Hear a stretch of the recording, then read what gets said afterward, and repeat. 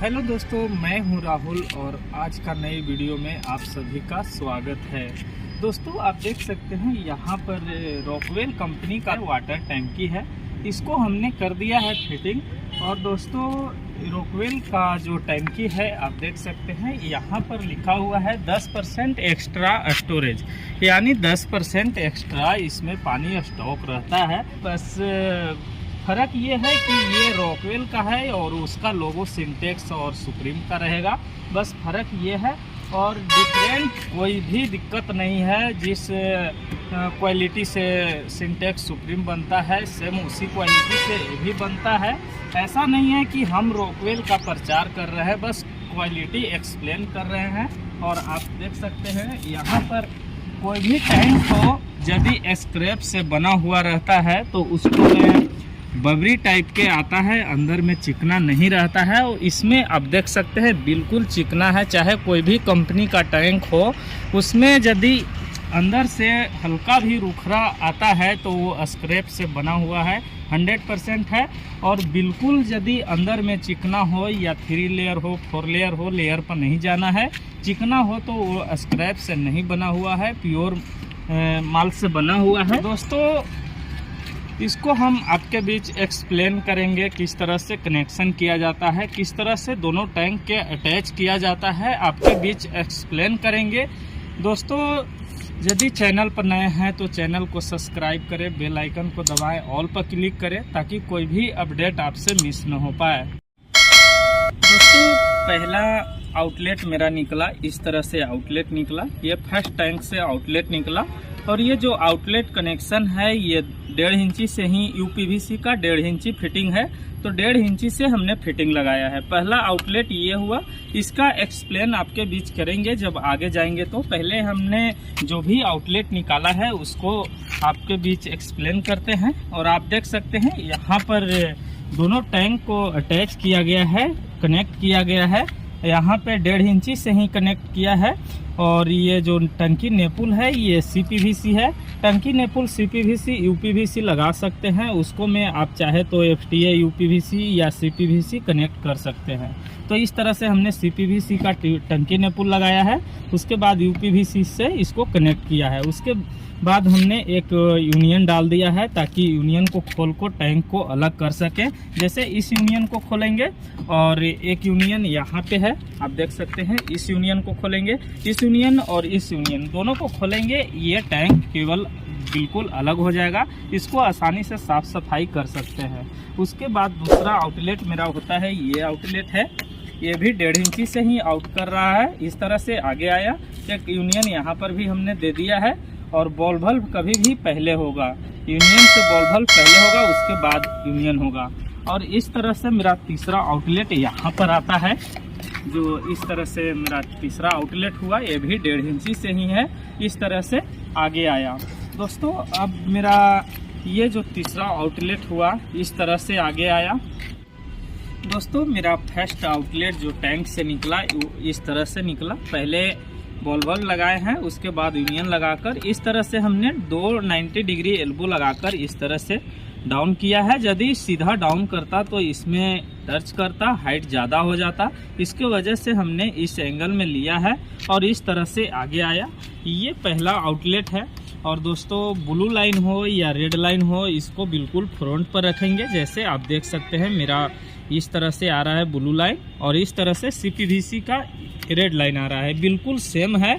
और दोस्तों, इसको कनेक्ट करने का जो तरीका है दोस्तों, यहाँ पर आप देख सकते हैं 1.5x1 का हमने एक टी लगाया है। उसके बाद UPVC to CPVC connector bush लगाया है। जो यूपीवीसी 1 इंची से सीपीवीसी में कनेक्ट किया जाता है, उसको बुश लगाकर इस तरह से हमने यहाँ पर दे दिया है। यहाँ पर सीपीवीसी 1x1 का टी प्लेन टी लगाकर इस तरह से हमने एयर दिया है। और दोस्तों, एयर का जो हाइट है कभी भी टैंक का लेवल से लगभग 1.5 फीट रखेंगे, 1 से 1.5 फीट रखेंगे, इससे ज़्यादा हाइट नहीं रखेंगे। उसके बाद इस तरह से 1/2 का ब्रास टी हमने दे दिया है जो छत के यूज करने के लिए हो जाएगा। और इस तरह से आगे आया और आप देख सकते हैं यहाँ पर एक 90 डिग्री एल्बो लगाकर इस तरह से आगे ले लिया है।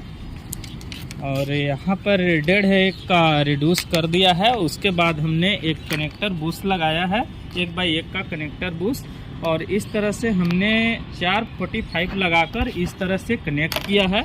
यदि ये दोनों पाइप आ रहा है तो हम यहाँ पर यदि इस साइड से ले जाते तो पाइप में पाइप टच करता, तो यहाँ पे हमने इस तरह से राउंड किया है और 45 से राउंड किया है। 90 डिग्री नहीं लगाया है। 90 डिग्री यदि लगाता तो प्रेशर का टूटता प्रभाव पड़ता, तो इस तरह से हमने कनेक्शन किया है।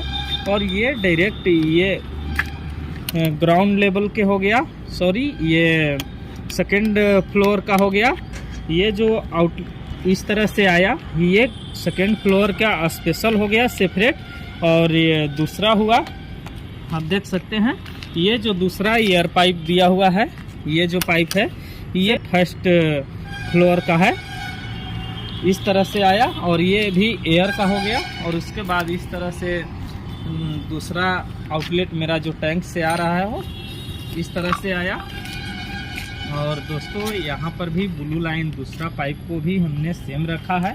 तो कहीं पर भी काम करे तो ब्लू लाइन को ही देखकर काम करे, ताकि जब काम करे तो आपको फिटिंग करने में सुविधा हो और सुंदर भी लगेगा।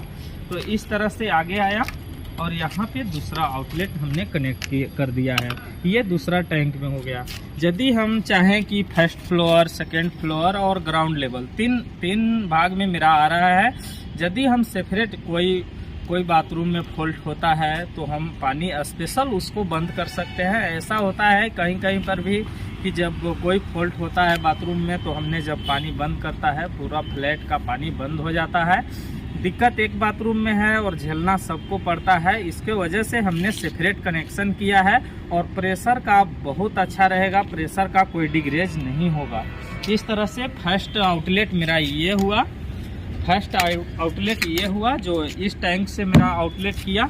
इस टैंक से मेरा एक आउटलेट कर रहा है और दूसरा आउटलेट जो हुआ वो आउटलेट इस तरह से हुआ, इस तरह से गया और ये ग्राउंड लेवल पे चल गया। और उसके बाद एक आउटलेट यहाँ पे आ, ये जो आउट किया ये तीसरा आउटलेट है मेरा।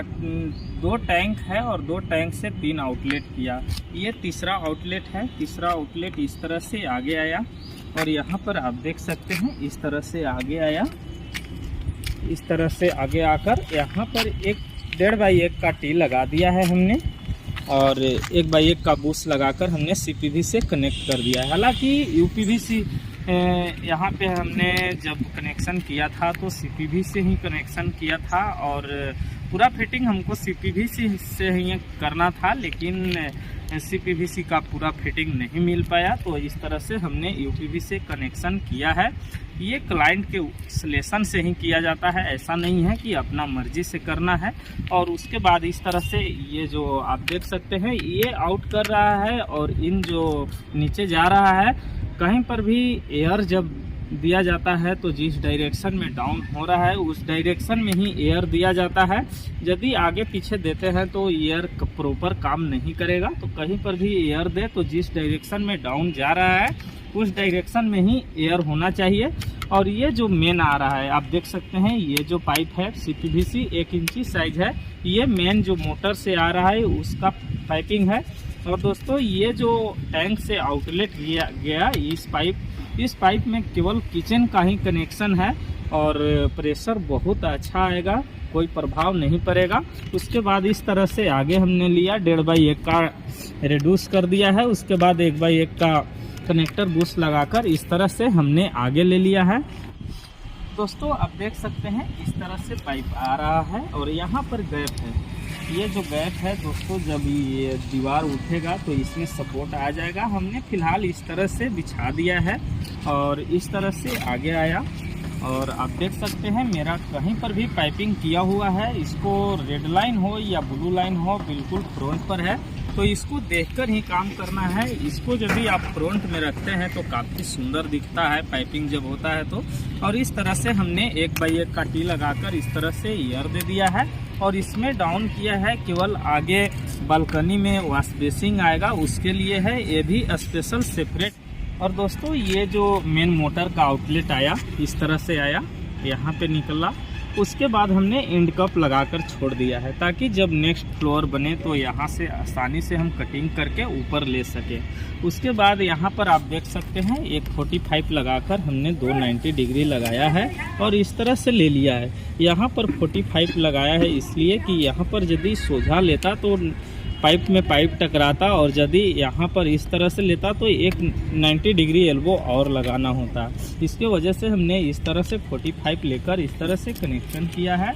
आगे आया और उसके बाद इस तरह से यहाँ पर हमने उठा दिया है और इस तरह से आप देख सकते हैं 1x1 का टी लगाकर यहाँ पर एक बॉल बल्ब दे दिया है और एक बॉल बल्ब यहाँ पर दे दिया है।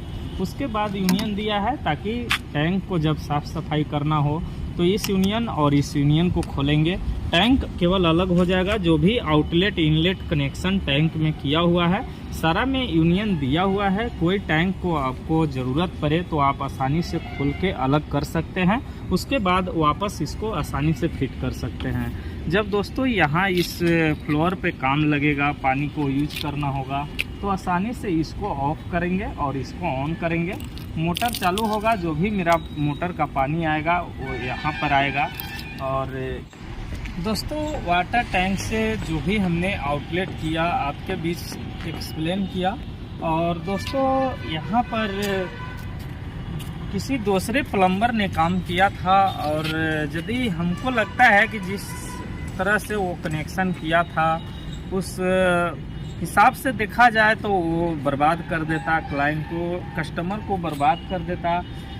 एक भाग में ही जो भी बाथरूम था, जैसे हमने वहाँ पर दो सेपरेट दोनों अलग अलग बनाया है, वो 1 इंची से ही कनेक्शन किया था और एक ही भाग में 2 बाथरूम है, दोनों का कनेक्ट किया था। यानी एक फ्लोर पर 2 बाथरूम है, 2 4 बाथरूम हो जाता है, वॉश बेसिंग हो जाता है। जो भी कम्बोर्ड उम्बोर्ड सारा कनेक्शन था, यदि एक भाग में जाता तो वो 100% था कि प्रेशर का प्रभाव पड़ता।